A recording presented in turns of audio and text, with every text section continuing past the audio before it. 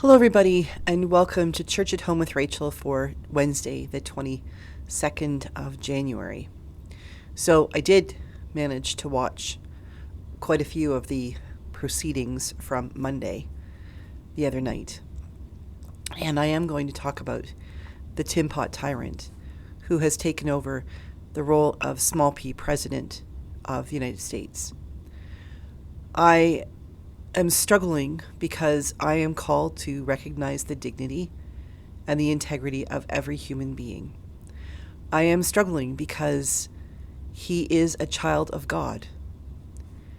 And what I need to focus on for the next 4 years is that fact, that I am called to seek out the dignity, the presence of Christ within that human being, and recognize that he is a child of God. I have to pray for him because he is obviously struggling to recognize the presence of Christ in every other human being. Recognizing the dignity of every human being is not going to be his forte, as he has made abundantly clear in his executive order stating that there are only two genders. For all of the people in my life who are trans, for all of the people who watch these videos or who worship in churches or who live in places where I have lived or who have bumped into me or who maybe someday I will meet. For all of you who are struggling because you're wondering who is that person to determine who I am in my heart, in my soul. My heart goes out to you. And my prayer for you is that you continue to discern who you are. I have spent my life and my ministry and finding as a female bishop, finding quite often that I am always continuing to discern who I am as a female of the cloth. Because the truth is that there are many, many people out there who still determine that because I am not male, I cannot be validly a deacon, a priest, or a bishop. It's a reality I live with, and it's something I've lived with for 25 years, and for the most part, ignored, because it wasn't the biggest part of my reality, and for those who thought that way, well, phooey on you. The time has come that we need to stand up. We can't simply say, well, that's just a few people, or I'm just getting my feelings hurt. I can work around that. No. We are called to respect the dignity of every human being. Period. It's not an option. If you are a Christian, if you have been baptized in the name of the Father and of the Son and of the Holy Spirit, you are called to recognize the dignity of every human being. You are called to recognize that all of humanity was made in the image of God. And no tin pot dictator can change that, regardless of what he decrees in an executive order. As far as changing the name of the Gulf of Mexico, well, it's still the Gulf of Mexico. My husband often chats about the time when he was a kid and everybody called him Bobby. And he told everybody, my name's Rob. I want to be named Rob. I want you to call me Rob. And his family called him Bobby. And they just ignored him. Who are you? We gave you the name.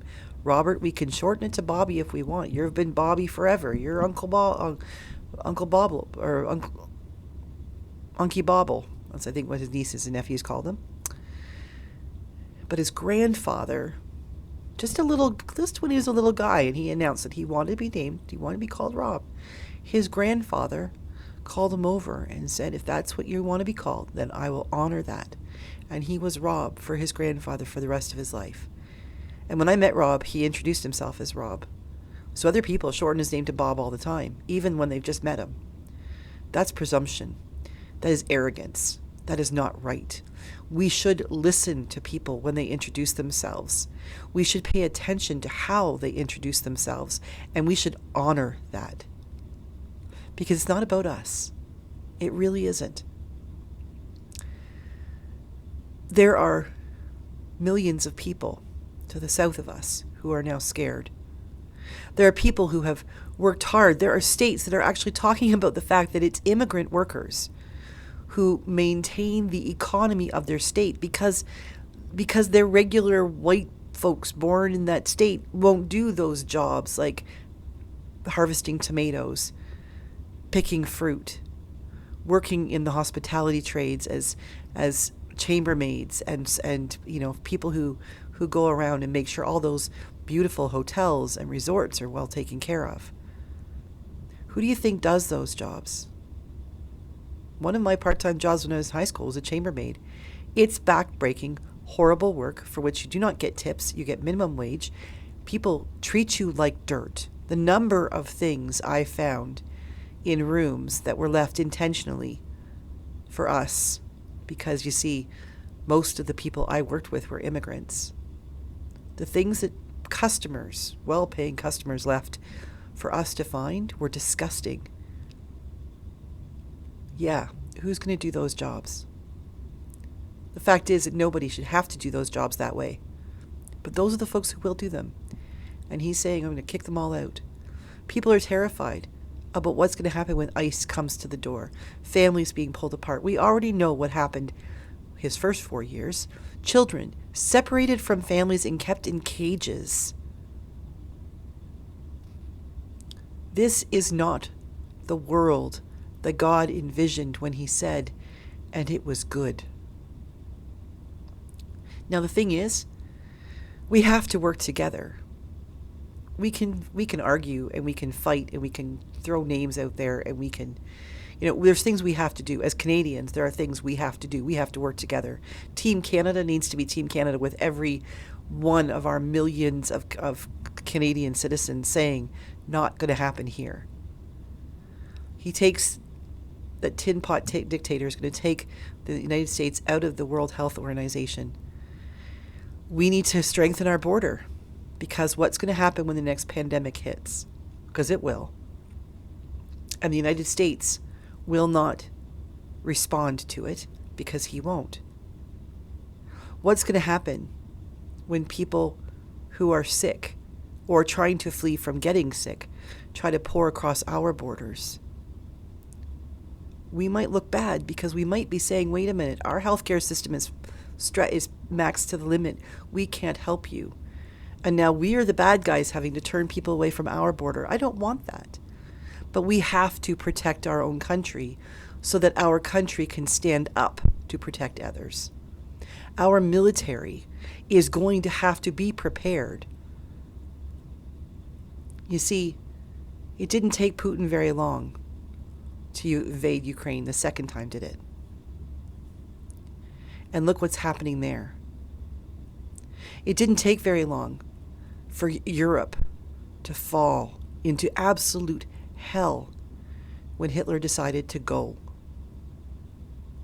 And it didn't take him very long to go, did it? We must learn from the mistakes that were made in the past. And the truth is that Canada is now standing at that moment that really could be make or break. How do we as a country respond to a tin pot dictator? Well, there's two things I think we need to do. We need to acknowledge that we cannot become like them, and we need to exercise our ability to reason and think beyond finances and think beyond the people who will push through social media, like the Elon Musks and the Mark Zuckerbergs and all of those people who will dictate to us who our leaders should be. We need to use our smarts, because Canadians are smart. We are educated, we are savvy, and we have the ability to think critically. And we have the ability to recognize when we are being snowed, because God knows we get enough of that. The real stuff. We need to use our thinking caps, as we used to say in school. We need to think about what is happening to our country, what might happen if we make decisions that are only good for those who will get rich, because we won't. The average guy isn't going to see much come trickle down. Nothing does trickle down. So let's not make the rich cats richer. Let's reach out to one another and take care of each other. Let's beef up our military not so that we can be a militaristic society, but so that if and when the time comes, our military can stand tall and proud and forcefully for the very things that make us the true north, strong and free. We need our military to be able to do that. The other thing we need to do is we need to work together.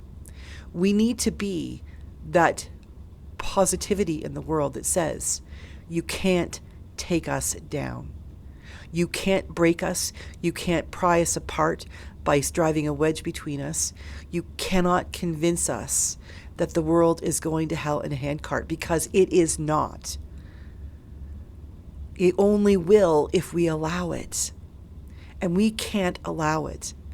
Canadians, Christian Canadians, we need to stand up and say, we are here. We are the front line. We have our military. We have our government, which has incredible safeguards for banking and for other things. And we need to maintain those safeguards. And we have a healthcare system that is the envy of the world. And we need to maintain that. But we also have each other. Let's let the gifts that are Canada stand up and be seen. And let's support them. Prop them up. Give them help. Give them our support. But let's also give them our moral support, our prayer support. Let's help people to recognize that what you are seeing is happening in your world is not the way the rest of the world is. Because there are places of hope in the world. There are places where people are still free to vote and speak and not be banned. Places where I don't need a pardon to be able to share what I'm sharing on YouTube. I just have to have thick skin because somebody will come back at me and tell me how wrong I am. Well, what's wrong with that? You have the right to tell me how you feel. You don't have the right to tell me not to speak. And in Canada, you have the right to speak. As long as you speak with respect, respecting the dignity of others, and respecting the fact that others have the right to speak something different than you do. We as a country need to stand up and say, here we are. And those of us who are Christian need to say, and here we are for you as well. We are praying for our own country. Take care of yourselves, like on an airplane, right? When the oxygen mask drops, mom or dad put on the oxygen for themselves first and then their children. We have to take care of ourselves before we can take care of anyone else. Well, that's the call right now for Canada. Twofold. Let's take care of ourselves, and then we can take care of others. I know that I have followers on YouTube. I have friends in the States and other places who are terrified right now because you are trans, because you don't necessarily vote the way the tin pot dictator would have you vote, because you are terrified about what all those pardons mean when Proud Boys can now proudly walk through the streets knowing that they have an ally in office, that no matter what they do, there's hope that they will be pardoned. You need to stay strong.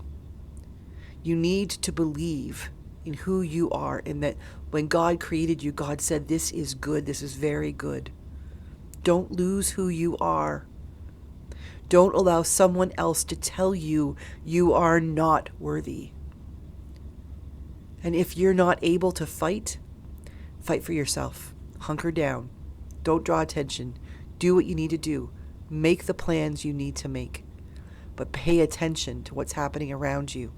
Pay attention to the decisions that are being made. Pay attention to history.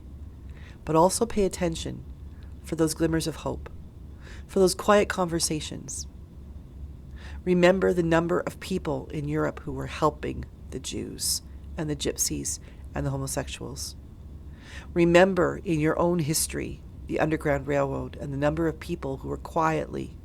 On the outside they looked like they were following with the flow, but really underneath they were helping people escape. You won't be alone. We won't be alone. We're in this together. We are all citizens of this world. We can't escape that. And as we keep reminding people, we have the longest undefended border in the world. And that may become an issue soon. But the fact is that it's worked. And the people up here are good, kind, honest people for the most part. And that's not going to change. We need to make sure that doesn't change. And so, it's going to be an interesting 4 years. Probably more. But the truth is, I don't know this for fact, but I believe it in my heart, and I don't believe that it's just wishful thinking. I think there are many, many, many good people just like you who are working quietly behind the scenes. I believe there are Kamala Harris's and all of the people who supported her who are quietly, very smartly doing good work so that when no one else is looking, truth with a capital T and all of the goodness that can be from the great democratic experiment can come back to the top. It might have to be quiet for a while, but so is any kind of resistance. Resist hate. Resist xenophobia. Resist authoritarianism. Embrace love. Embrace hope. Embrace possibilities that it could all be okay. And always know that you are not alone. God bless you, everybody. I'm still really raw. I'm recording this on Tuesday, so I've had 12 hours for the most part to process most of what I saw. And remember that Elon Musk can hail Hitler all he wants, but you don't have to hail Hitler to Elon Musk. He's not the boss of you. Not really.